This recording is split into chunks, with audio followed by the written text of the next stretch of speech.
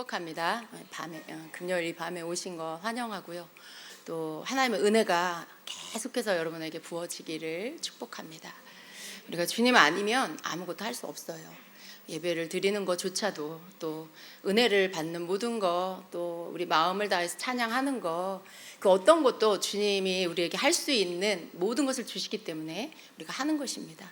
그 마음을 여러분 항상 잃지 마시기를 축복합니다. 우리의 은혜는 언제 위험하냐면, 언제 그 은혜 받는 것들이 멈춰지냐면, 내가 할 수 있어 라고 하는 생각을 할 때, 이건 내가 할 수 있어, 이건 내가 해야지, 이건 내가 한 거야, 뭐 이런 것들이 여러분 생각 가운데 들어오기 시작하면 여러분을 향한 하나님의 은혜가 점점 식어지기 시작합니다. 그래서 여러분이 뭔가 좀 뻑뻑한 것 같아, 내가 뭔가 좀 충만하지 않은 것 같아, 이런 느낌이 올 때, 그때 여러분 자신들이 무슨 생각을 하고 있는지를 스스로 점검하시기 바랍니다. 내가 정말 늘 충만한 은혜 가운데 거할 때처럼 모든 것이 하나님이 주신 것입니다. 모든 것이 하나님의 은혜입니다. 주님이 아니고서 나는 할 수 없습니다. 이런 고백이 내 입술에서 지금도 나오고 있는지, 내 마음이 내 모든 것, 사소한 모든 것까지도 늘 하나님 앞에 감사하고 있는지, 그런 것들을 여러분 점검해 보시기 바랍니다.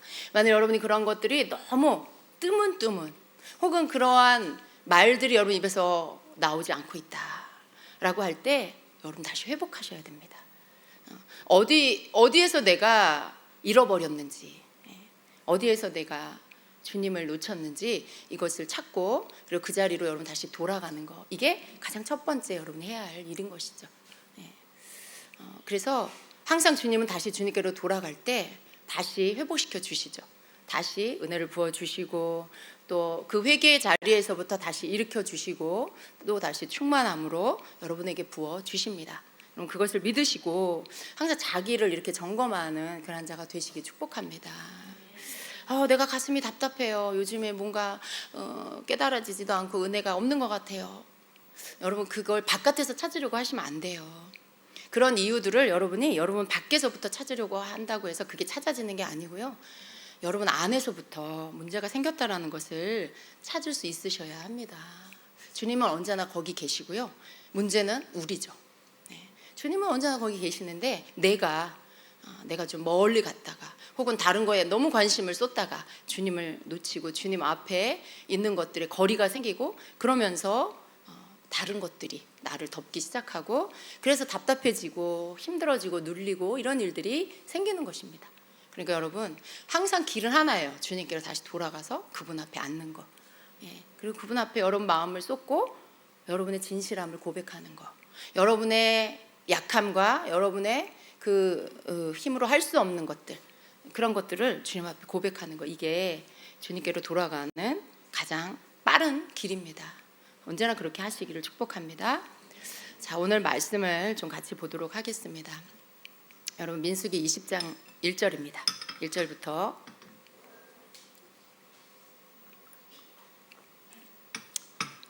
민수기 20장 1절부터 13절인데요. 좀 긴 듯하지만 이 내용의, 이 사건의 좀 내용을 좀 여러분이 읽고 그리고 말씀을 들었으면 좋겠습니다. 자, 저와 함께 교독하도록 하겠습니다. 첫째 달에 이스라엘 자손 곧 온 회중이 신광야에 이르러 백성이 가데스에 이르더니 미리암이 거기서 죽음에 거기에 장사되니라.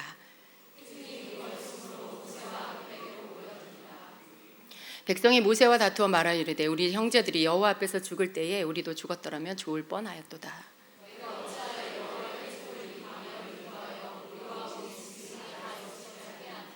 너희가 어찌하여 우리를 애굽에서 나오게 하여 이 나쁜 곳으로 인도하였느냐. 이곳에는 파종할 곳이 없고 무화과도 없고 포도도 없고 석류도 없고 마실 물도 없도다.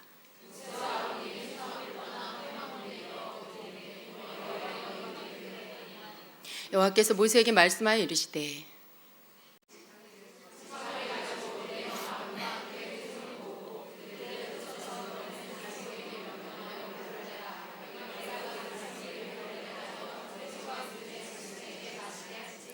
모세가 그 명령대로 여호와 앞에서 지팡이를 잡으니라.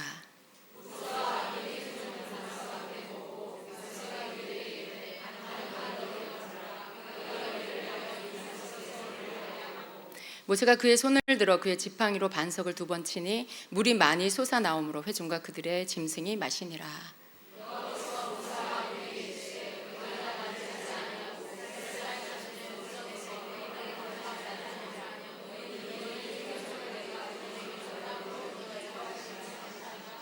함께 읽습니다. 이스라엘 자손이 여호와와 다투었으므로 이를 무리바 무리라 하니라.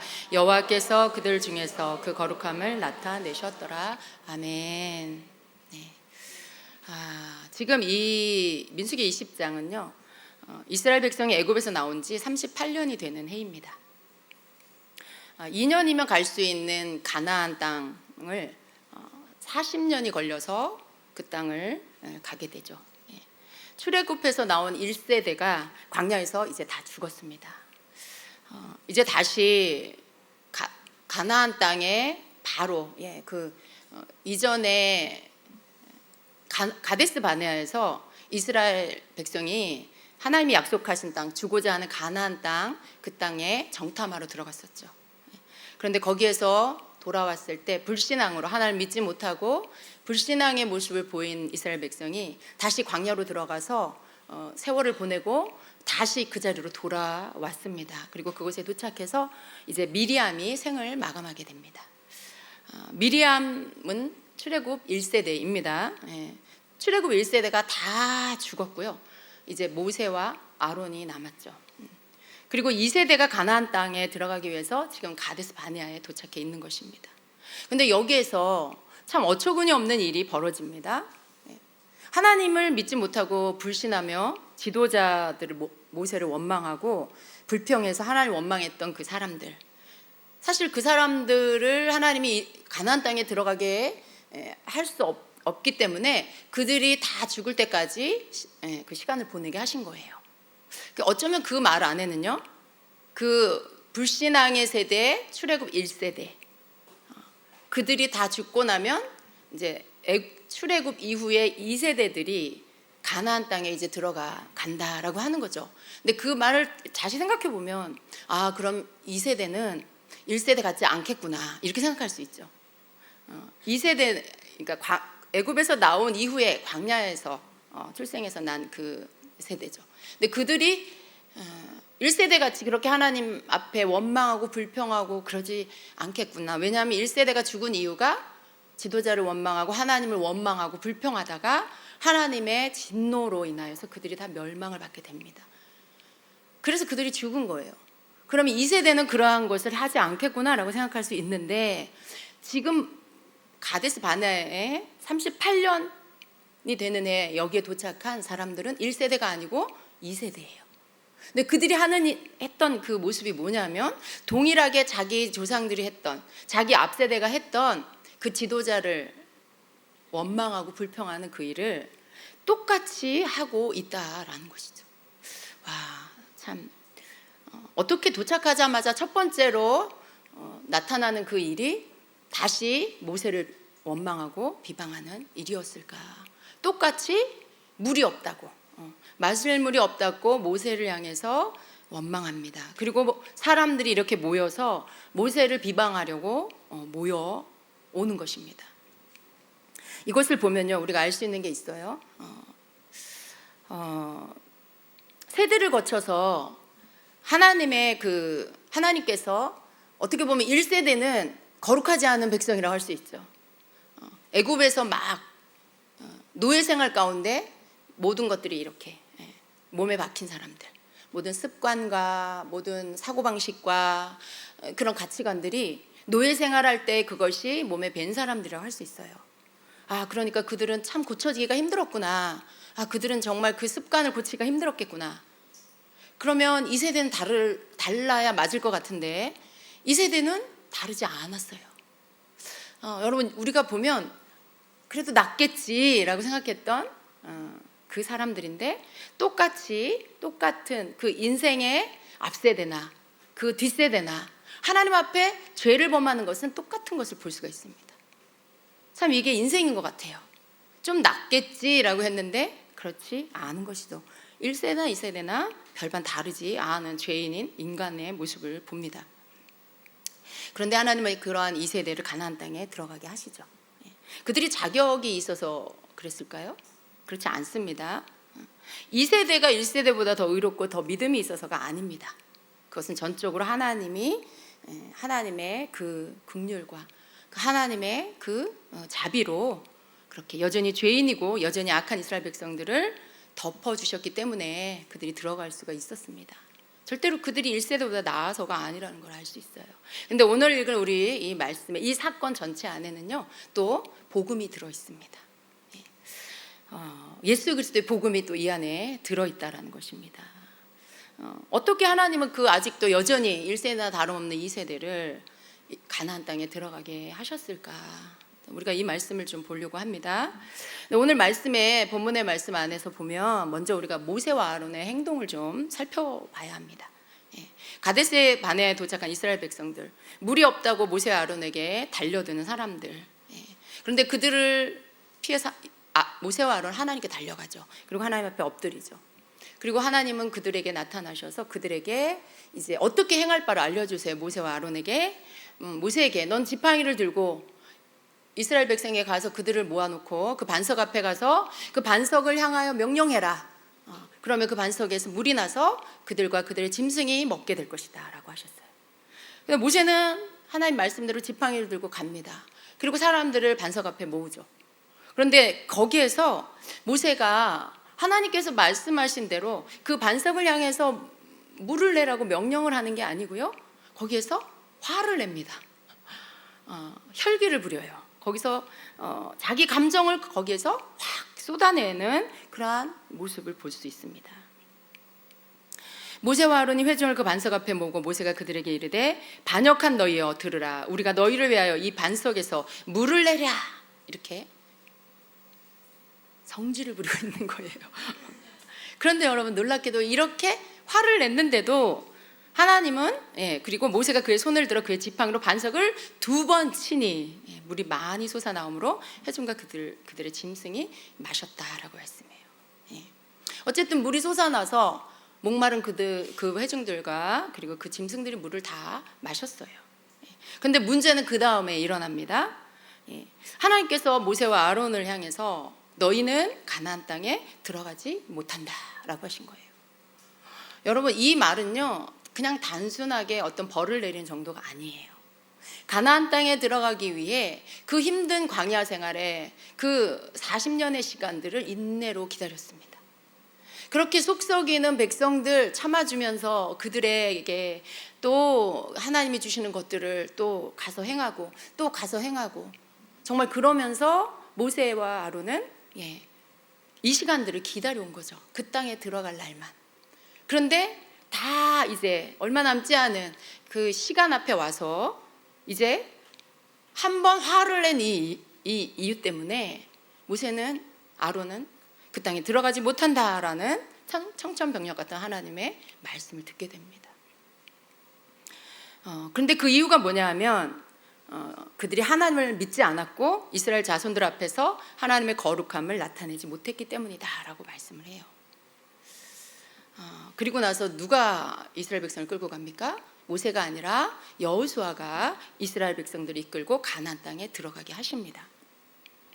신명기 3장 28절 그 말씀이 나와요. 너는 여호수아에게 명령하고 그를 담대하게 하며 그를 강하게 하라. 그는 이 백성을 거느리고 건너가서 내가 볼 땅을 그들이 기업으로 얻게 하리라 하셨느냐 이렇게 말씀해요. 여호수아가 이제 리더가 돼서 이스라엘 백성을 이끌고 가나안 땅에 들어갑니다. 여러분 저는 이 말씀을 묵상하면서 모세가 화를 낸 걸 처음 본 것 같아요. 여러분 보셨어요? 모세가 화내는 거 말씀 안에? 모세가 이전에 사람들이 막 돌을 들어서 모세를 치려고 하는 때가 있었어요. 그때 하나님 앞에 이렇게 하소연하죠. 하나님 내가 저 백성들을 고기를 달라고 그것 때문에 원망하고 왜 우리를 여기에 끌고 나와가지고 이렇게 고생시키냐. 우리가 애굽에 있을 때 뭐 참외도 먹고 부추도 먹고 마늘도 먹고 좋았는데 왜 여기 데리고 나와서 우리를 이렇게 힘들게 하냐. 우리가 고기도 못 먹고 맨날 지겨운 만나만 먹고 막 이렇게 불평할 때 막 모세를 향해서 원망할 때 모세가 하나님 앞에 나가서 하소연하죠. 하나님, 내가 저들을 낳았습니까? 내가 저들 부모입니까? 왜 내가 저들에게 이렇게, 저들이 나를 이렇게 힘들게 합니까? 왜 나에게 저들을 책임지라고 하십니까? 막 이렇게 막 하소연해요. 근데 여러분, 오늘 이 말씀 속에 모세가 하나님과 사람들 앞에서 분노를 발한 이것과는 좀 사뭇 다르다는 걸 우리가 알 수 있어요. 앞전에 하나님 앞에서 자기 하소연을 했던 것은 정말 그 어떤 자기의 나약함, 자기의 그 무력함, 그리고 너무 힘겨워서 어찌할 줄을 몰라 하나님 앞에 하소연하는 그런 모습이죠.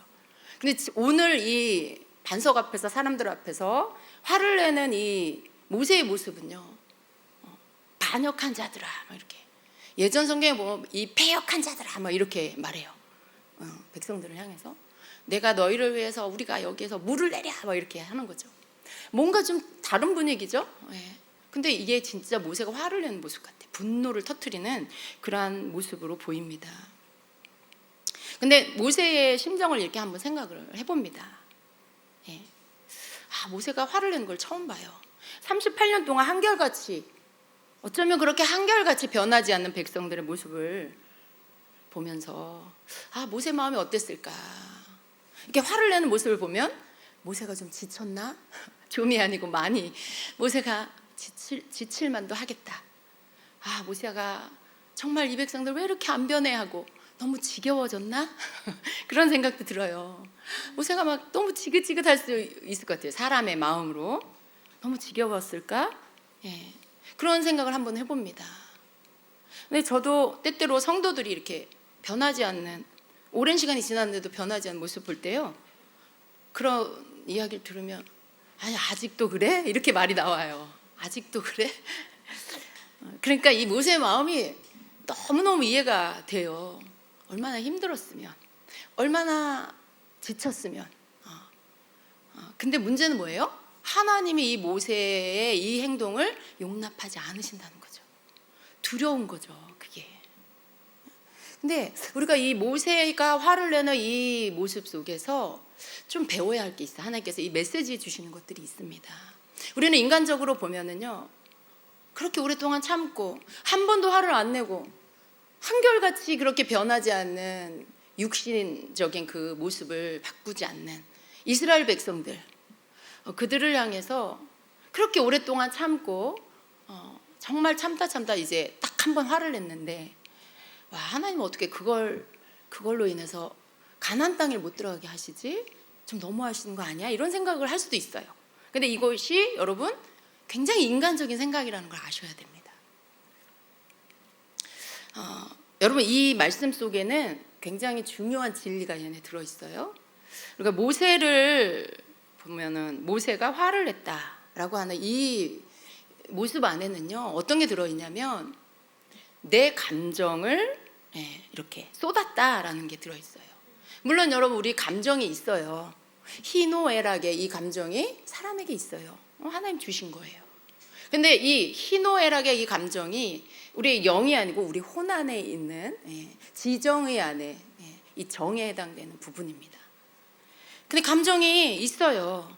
그런데 모세가 화를 냈다는 것이 다른 말로 하면 뭐예요? 이것은 곧 모세의 감정인 것이죠. 근데 이 감정 안에, 이 말 표현 안에 어떤 뉘앙스가 있냐면, 이 반역한 자들아, 내가 너희를 위하여, 우리가 너희를 위하여 이 반석에서 물을 내랴라고 하는 이 말 안에는 어떤 뉘앙스가 있는 것 같아요, 여러분? 내가 물을 내는 게 누구예요? 반석에서 물이 나게 하는 이 기적을 행하는 게 누구라는 거예요? 나라는 거예요. 하나님이라기보다는 지금 그 말투에는 내가 물을 내, 우리가 물을 내. 그리고 이 반역한 백성들아, 이 반역한 자들아 라는 이 말 속에 어떤 게 또 들어있어요? 이 백성이 내 백성이야. 하나님 백성이 아니라 내 백성이라는 뉘앙스가 그 안에 들어있죠. 그죠? 여러분, 하나님의 백성이라는 의식을 가지면 그렇게 화를 내면서 그 백성들을 향하여 그렇게 말할 수 있었을까요? 사람이니까 그렇게 한 거예요. 근데 여러분, 인간적이라는 것이 얼마나 하나님을 대적하고 있는지 우리가 알아야 돼요. 우리 굉장히 인간적으로 보면 인간적인 마음에서 나온 거야. 어떻게 보면 되게 좋은 말 같이 들리지만, 그러나 하나님의 말씀 앞에서 보면 인간적이라는 것은 굉장히 하나님의 말씀을 대적할 때가 많아요. 인간적이니까 그냥 봐줘. 근데 지금 모세는 굉장히 인간적인 모습을 드러낸 거예요. 이 반역한 자들아, 지금 내 백성이야. 내 백성에 있어 내가 마음대로 화를 내고 있어. 그러니까 내 자식인 거지. 옆집 자식이 아니고 내 자식이어서 내가 내 자식 내 마음대로 혼내고 있는 모습인 것 같아요. 내가 너희를 위하여 이 반석에서 물을 내라. 기적을 내가 행하고 있는. 여러분, 그것들이 보입니다. 왜냐하면 이전에 모세가 자기 감정으로 행하지 않을 때는 그런 행동을 하지 않았어요. 그냥 하나님이 하라는 대로, 하나님이 하라는 대로. 그렇게 이전에는 마사에서였죠. 거기에서도 물이 없다고 불평할 때 하나님이 명령하신 대로 가서 반석을 2번 치고 그리고 물을 냈죠. 근데 여기에선 전혀 다른 모습을 모세가 보이고 있는 겁니다. 모세가 화를 낸 이 안에 자기의 감정, 그 감정에 이스라엘 백성을 여기까지 인도한 건 나고, 자신이 기적을 행하였고 사람들에게 자신이 모든 것을 가르쳤다는 생각이 포함이 되어 있어 보인다는 거예요. 여러분 보시기에 어떠세요? 그렇게 볼 수 있겠죠. 물론 모세도 백성들 때문에 고생을 많이 했어요. 고생을 많이 해서 뭐 한번 그럴 수도 있지, 그렇게 생각할 수 있겠죠. 근데 모세는 어떤 사람이에요? 하나님의 영광을 본 자예요.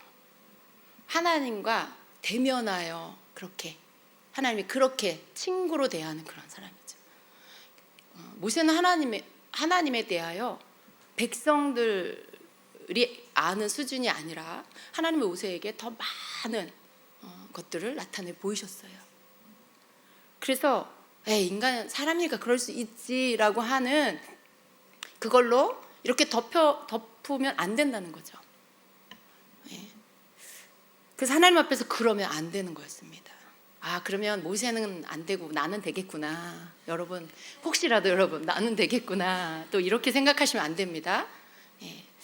우리는요, 여러분이 왕 같은 제사장, 하나님의 백성이지만 또 왕 같은 제사장으로 예수 그리스도 안에서 여러분은 그런 모든 것, 성령 안에서 여러분 그 모든 것들에 대한 영적인 지식이나 깨닫는 거나 계시나 이런 모든 것들을 여러분이 성령님 안에서 다 받게 된다는 걸 아셔야 돼요.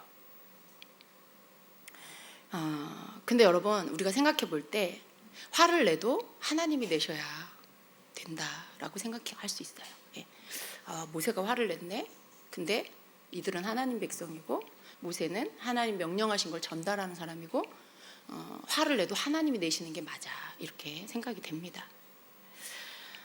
왜냐하면 이 모세와 아론은 하나님의 말씀, 하나님의 뜻을 전달하는 전달자이기 때문에 그래요. 그런데 하나님은 이러한 인간이 생각할 때 그럴만도 하지라고 하는 이 부분들을 하나님은 용납하지를 않으신다라는 거예요. 모세의 잘못이 단지 화를 낸 거, 여기에 이 표면적인 이유가 있는 게 아닌 걸 우리가 알아야 합니다.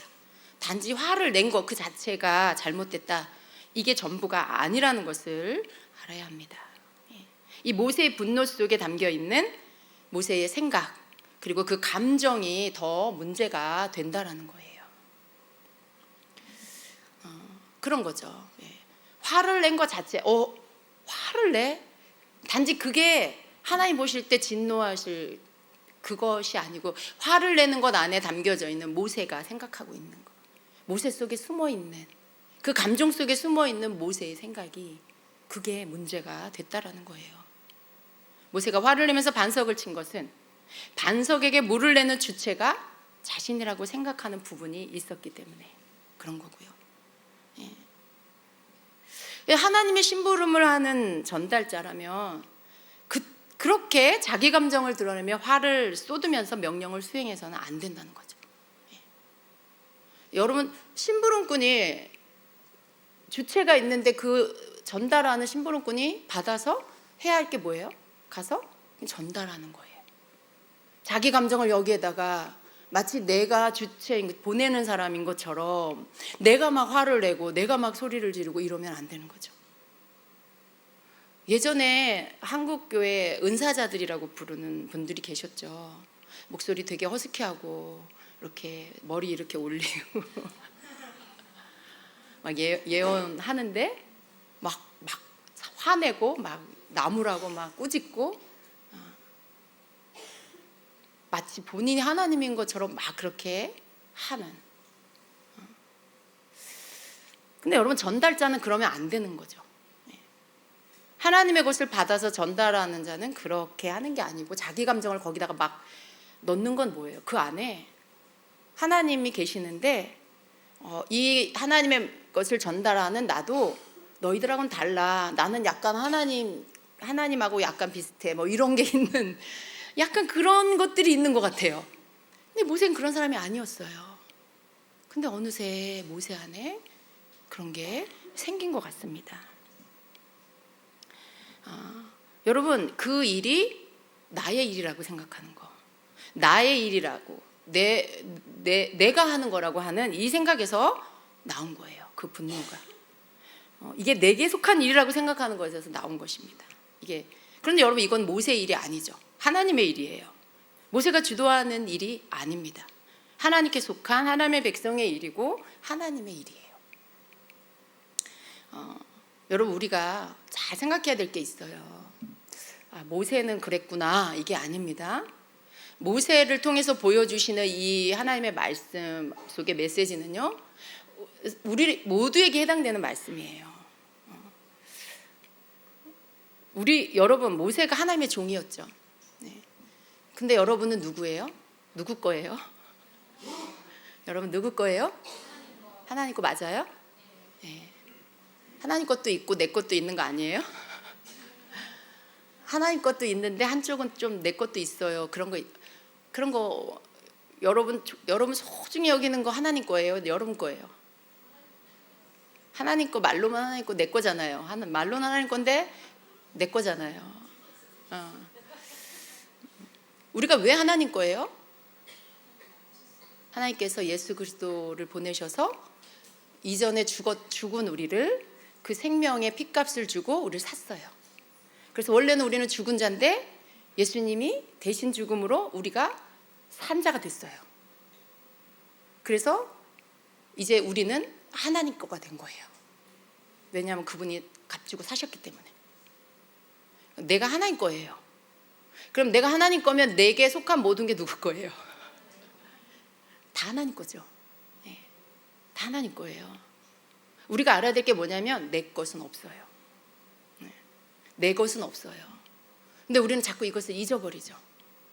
모세는 그것을 너무나 잘하는 자였어요. 하나님의 종. 네. 하나님이 선택했기 때문에 하나님 것이죠. 하나님의 종이에요. 구약시대니까. 네. 그런데 그걸 너무 잘하는 모세였죠. 근데 긴 세월 동안 이스라엘 백성이 바로 가나안 땅에 들어갈 수도 있었지만 그 불신앙을 보이고 원망하고 불평하고 그래서 그 10명의 정탐꾼의 부정적인 보고로 인해 그들이 하나님 앞에 범죄합니다. 그리고 나서 보내는 이 38년의 이 긴 시간, 그 시간들은요 뭔가를 배우고 하나님을 더 알아가고 더 성장하고 이런 시간이 아니에요. 그냥 허비되는 시간이었어요. 그냥 허송세월 보내는, 그냥 쓸데없이 광야를 그냥 돌아 목적도 없이 그 척박한 땅을 힘들게. 근데 그 속에서 얼마나 힘들었을까 생각해 봅니다. 거기에는 특별히 무슨 기적이 있었다, 뭐가 있었다 이런 얘기 별로 없어요. 여러분 좀 수요 예배 강의를 열심히 들으면 너무 좋을 것 같아요. 정말 여러분 말씀에 이렇게 하나님을 아는 지식을 배우는 일에 굉장히 큰 도움이 됩니다. 근데 그 시간을 보내면서 모세가 아론이 굉장히 좀 메말랐나 이런 생각이 드는 거죠. 왜 이렇게 화를 냈을까 안타까움이 드는 거죠. 근데 그게 사람이에요. 우리는 모세를 생각하면 와, 대단해. 모든 게 대단해. 그죠? 그 백성을 이끈 것도 대단하고 그 놀라운 기적을 행한 것도 대단하고 그것도 한 번도 아니고 여러 번 그렇게 놀라운 기적과 이적을 행한 것도 정말 대단하고 그렇게 힘겨운 것들을 참고 그 백성을 하나님 말씀에 순종해서 이끈 것도 참 대단하고 아무리 생각해도 나라면 그렇게 못할 것 같다는 생각이 들잖아요. 근데 그렇게 위대해 보이는 모세도요 결국 어떤 면에 우리랑 똑같은 모습이 있었다라는 게 좀 놀랍습니다. 근데 여러분, 모세가 예표하는 게 있는 거예요. 모세는 구약의 대표 인물입니다. 그리고 모세는 율법을 상징합니다. 율법이라는 게 뭐예요? 그 법을 다 지켜야 의로워지는 거예요. 그 법을 그 법이 10개면 10개를 다 지켜야 의로워요. 내가 10개 중에 9개를 지켰는데 하나를 어겼어. 그러면 그 지킨 9개는 어떻게 되는 거예요? 다 무효예요. 100개 중에 99개를 지켰고 하나를 못 지켰어. 그럼 여러분 그 99개가 무효예요. 율법은 굉장히 무서운 거예요.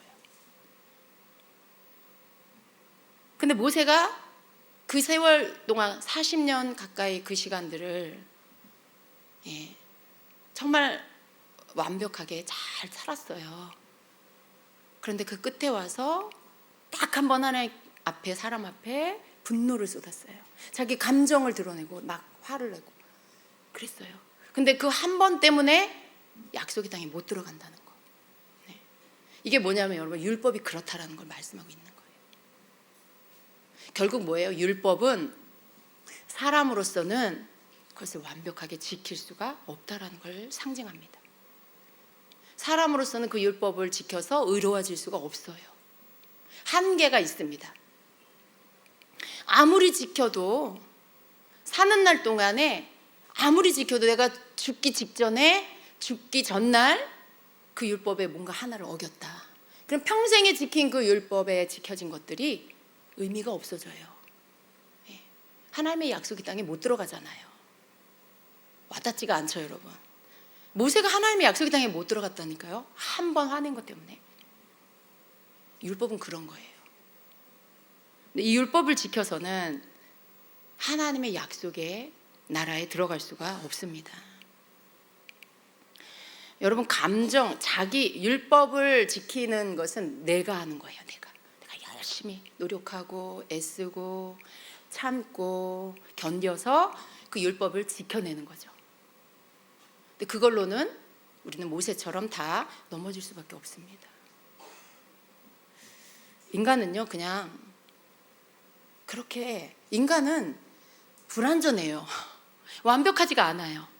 우리 힘으로는 그 모든 하나님의 그 율법들을 지킬 수가 없고 그 율법을 지켜서는 의로워질 수가 없는 것입니다. 모세가 자기 감정을 쏟아내고 그리고 넘어졌죠. 감정에 대해서 약하신 분들이 많이 있을 거예요. 감정을 잘 이렇게 누르지 못하는 사람, 다혈질, 성격이 급한 사람, 욱하는 사람, 더 불리할 수 있어요. 여러분 근데 어떤 감정이든지 그리고 그 감정을 쏟든지 그 감정을 쏟지 않든지 다르지 않습니다. 내 속에서 어떤 마음을 갖고 있느냐, 어떤 생각을 갖고 있느냐가 더 중요해요. 내 속에서 감정에 화를 쏟아내진 않았지만 내 속에서 생각하고 있는 것이 그 어떤 부분들에 대해서 이것이 내 것이고 이게 내게 속한 것이고 이건 내 일이고 이건 내가 주도해야 하고 라는 나라는 이 생각 안에 있다라면 그가 화를 쏟지 않아도 그는 지금 하나님 앞에서 하나님의 것을 나타내는 자가 아니라 자기가 주인 되어서 자기 것을 드러내고 있는 그 잘못을 범하고 있는 겁니다. 화를 낸다라는 건 그것을 그냥 바깥으로 터뜨려 버리는 거죠. 근데 여러분 우리가 이럴 때 사실은 우리의 주인 되신 주님 앞에서 이걸 다룸을 받아야 합니다. 예를 들어 이런 경우에 우리가 어떻게 해야 될까요? 모세가 계속해서 보여준 그 모습이죠. 주님 앞에 기도하는 거예요. 주님 어떻게 할까요? 그리고 주님이 주신 마음을 가지고 그것을 따라 순종하는 거. 이게 내가 주인이 아니고 하나님이 주인된 자가 하는 행동입니다. 그래서 우리가 너무 자기 감정에 사로잡히면 안 되는 것이죠. 하나님이 원하시는 것은 내 감정, 내 뜻, 그것으로 행하는 것이 아니고 그것을 주인 되신 하나님께 하나님 어떻게 할까요? 이렇게 묻고 그리고 내 감정이 아닌 주님이 주신 것으로 나타낼 수 있는 자가 되는 것, 그것입니다. 근데 여러분 이것이 억지로가 되지가 않죠. 여러분이 내 것이 아니라는 이 생각이 여러분 안에 있으셔야 돼요. 이건 내 게 아니야. 이건 내 일이 아니고 하나님의 일이야. 그러면서 여러분의 감정을 이렇게 빼야 돼요. 여러분의 감정. 이게 우리가 해야 할 일인 것입니다. 모세와 아론은 하나님 앞에 백성들이 아무리 그렇게 원망한다 해도요, 하나님을 신뢰했어야 했습니다. 하나님의 백성이니 하나님이 하십시오 하는 이런 마음이 필요했던 것이죠. 그래서 하나님이 하라 하신 그런 방법으로 했으면 됐을 거예요. 여러분 모세는요 평생에 너무 잘했습니다. 하나님 명령을 전달받고 백성들에게 그대로 전하고 하나님 명하신 그대로 행하여서 그렇게 하나님 앞에서 평생을 살았어요. 그런데 이 마지막 시간에 이 자기 감정을, 자기 혈기를 드러내는 이 부분들을 보면서 이게 모세의 한계이고 또 인생의 이 인간의 사람의 어떤 한계구나라는 것을 우리가 알아야 합니다. 우리는 한계가 있어요. 이 땅에 있는 모든 것들은 한계가 정해져 있습니다. 여러분 우리가 살고 있는 이 지구도요 무한하게 그렇게 존재하는 것이 아니라는 걸 알아야 돼요. 지금 지구는 막 어떻게 해요? 병들어가고 있죠. 기후변화로 인하여 지금 세계가 난리예요. 이전에 없었던 그런 일들이 계속해서 일어나고 있죠. 지구가 병들었다는 뜻이죠. 인간은 언젠가 죽습니다. 우리는 한정적인 삶을 살고 있는 거예요. 모든 생명체는 언젠가는 그 끝이 옵니다. 한계선에 다다르는 거죠. 이 땅에 존재하는 모든 눈에 보이는 것들은 다 한계가 있어요. 우리가 그것을 알아야 합니다. 우리는 모세를 통해서 깨달아야 해요. 인간이 아무리 스스로 노력해도 나 스스로 하나님 앞에 의로워질 수 없는 존재다라는 거예요. 한계라는 것은요, 어떤 면에서 우리는 무능한 존재다라는 뜻이에요. 하나님은 전능하신 분이에요. 하나님은 무한하세요. 한계가 있지 않아요. 무한하세요. 근데 인간은 한계가 있어요. 나의 힘도 한계가 있고 내 의지도 한계가 있고 모든 게 한계가 있죠. 그게 우리예요. 그것은 또 내가 내 스스로 의로워질 수 있는 것이 한계가 있다는 뜻이기도 해요. 열심히 노력해서 지키고 죄 안 짓고 지키고 법을 지키고 할 수 있어요. 그런데 문제는 뭐예요? 한계가 이르른다는 거죠. 한계에 이르른다는. 결국 두 손 두 발 다 드는 시간이 와요. 난 더 이상 못하겠어. 이런 때가 와요. 그게 인간이에요. 하나님께서 모세를 통해서 우리에게 그것을 알려주십니다. 너희들의 힘으로는 안 돼. 너희들 인생, 너희들의 그 인생의 그 노력으로는 너희가 내 앞에 의롭게 설 수가 없어. 아무리 의롭게 살았다 해도 너희의 힘으로 그것을 이룰 수 없어. 완전한 의를 너희는 이룰 수 없는 존재야 라는 것을 우리에게 가르쳐주고 계시는 것입니다. 여러분 우리의 노력에 의로워지려고 하는 그 노력으로 하나님의 약속의 땅에 못 들어가요. 즉 그 말은 뭐예요? 이스라엘 백성에게 예표적으로 표면적으로 약속의 땅 가나안 땅이라는 어떤 장소를 정해주셨지만은요, 결국 이것은 성경 안에서 믿는 자에게 약속해 주신 약속의 나라 하나님의 나라입니다. 그런데 그 나라에 들어가는 일이 내가 열심히 의롭게 내 의로 나를 의롭게 만드는 것으로 그 나라에 못 들어간다는 걸 말씀하고 있는 거예요. 여러분 그 나라에 들어갈 수 있는 건 오직 한 길밖에 없어요. 하나님은 모세를 가나안 땅에 들어갈 수 없다라고 말씀하시고, 그리고 다른 사람을 세웁니다. 그가 여호수아죠. 근데 여호수아 이름의 뜻이 뭐예요? 주님은 구원이시다라는 뜻이에요. 그럼 여러분, 여호수아가 예표하는 게 누구실까요? 예수 그리스도시죠. 그 이름이 그것을 말해주고 있어요. 주님은 구원이시다. 이스라엘 백성을 여호수아가 이끌고 들어갑니다. 가나안 땅에, 약속의 땅에. 그것은 곧 예수 그리스도를 통해 우리가 천국에 가는 것을 예표하고 있는 거예요. 예수님을 믿어야만, 예수님을 통해서만 우리가 온전히 의로워질 수 있고, 그리고 그 약속하신 그곳에 우리가 갈 수 있다는 것을 이 사건을 통해서 미리 보여주시는 거죠. 하나님 앞에 의롭다라고 인정받을 수 있는 것. 여러분, 우리는 자꾸 내가 스스로 의로워지는 그런 착각에 자꾸 빠질 때가 있어요. 절대로 여러분 거기에 속으면 안 됩니다. 우리는 항상 하나님 앞에 내 의로서는 아무것도 할 수 없음을 깨달아야 돼요. 내가 뭔가를 열심히 한다라면, 뭔가 하나님의 말씀에 열심히 순종한다라면 그건 왜 하는 거예요? 내가 의로워지려고? 내가 그거 왜 하는 거예요, 여러분? 내가 열심히 그렇게 하나님의 말씀에 순종하는 이유는 뭐예요? 죽은 나를 살려주시고 하나님의 소유 삼아주시고 하나님의 백성으로 축복하시려고 작정하시고 나를 이끌어주시는 그 하나님 앞에 내가 어떻게 그 하나님 말씀에 순종하지 않고 살 수가 있어요? 내가 어떻게 그 말씀을 벗어나서 하나님 뜻이 아닌 다른 세상 뜻을 쫓아서 살아갈 수가 있겠어요? 내가 하나님께 속해 있는데, 나를 살려주셨는데. 여러분, 한 번 취해졌다고 내가 아무렇게나 살아도 하나님이 계속해서 나를 붙잡고 천국에 가게 하실까요? 그렇지 않아요. 두렵고 떨림으로 우리의 구원을 이루어 가라고 하셨습니다. 우리가 하나님 앞에 순종하는 이유는 하나님의 은혜에 감사해서, 또 하나님의 말씀에 순종하는 자가, 예수 그리스도를 믿고 그분을 따르는 자가 결국 그 나라에 들어가기 때문에 그렇습니다. 그래서 우리가 하나님 앞에 의롭게 설 수 있는 길은 오직 하나밖에 없어요. 완전한 의를 이룬 자가 천국에 갑니다. 우리가 그걸 모세를 통해 봐야 돼요.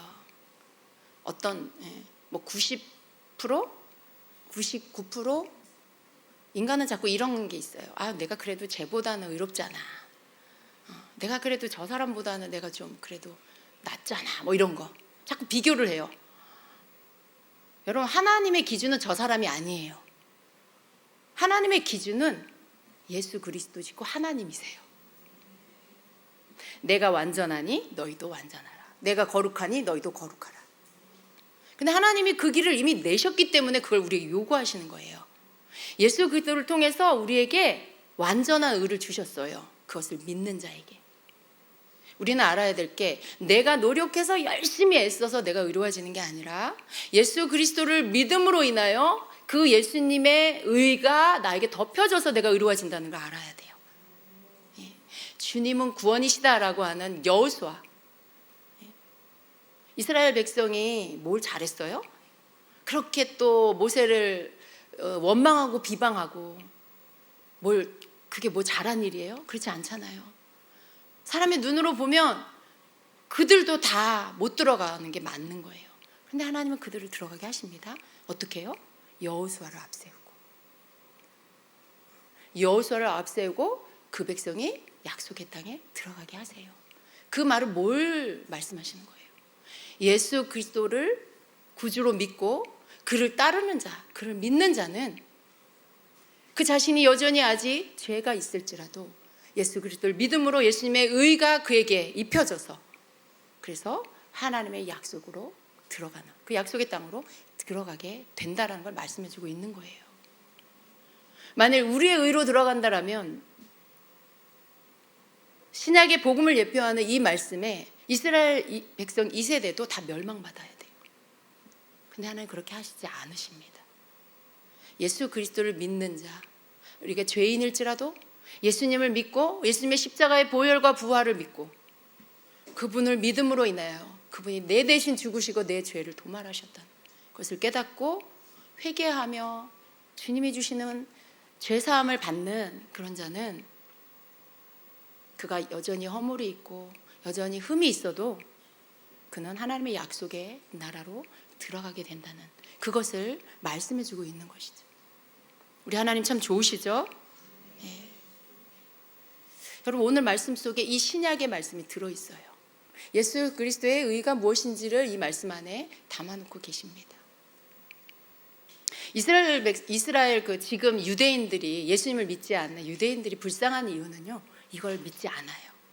그들은 여전히 율법 안에 갇혀 있고요, 자신들이 율법을 지켜서 의로워져서 구원을 받는다고 생각하고 있어요. 그렇게 믿고 있어요. 이미 구원자가 오셨는데도 예수님을 믿지 않고 자기들이 받은 모세의 율법을 지켜서 구원을 받는다고 여전히 그 안에 갇혀 있습니다. 얼마나 불쌍한 거예요? 여러분 우리의 믿음은 뭔가요? 예수 그리스도를 믿고 그분 앞에 내가 죄사함을 받고 하나님이 나를 예수님 때문에 의롭다라고 인정해 주심으로 인해 내가 하나님 나라에 갈 수 있는 자가 된다라는 거. 이걸 여러분이 믿으시는 거죠. 여러분의 의를 믿지 마세요. 여러분이 뭘 열심히 했다고 내가 그걸로 하나님 앞에 의롭다 인정받을 거라고 그런 생각 갖지 마세요.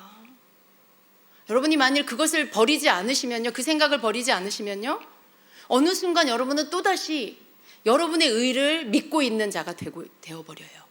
내가 이렇게 했으니까. 여러분 그 모든 것들을 내려놓을 수 있는 자가 되어야 합니다. 우리가 주님을 따르는 이유는 감사해서예요.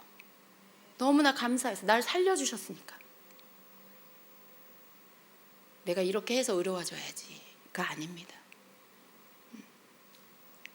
이미 의로우니까 아무렇게나 살아도 된다 이거 아닙니다, 여러분. 뭐 예수님이 날 의롭게 했으니까 뭐 내가 뭐 이렇게 살아도 저렇게 살아도 회개하면 되지 뭐. 이거 굉장히 악하고 교만한 마음이에요. 하나님 앞에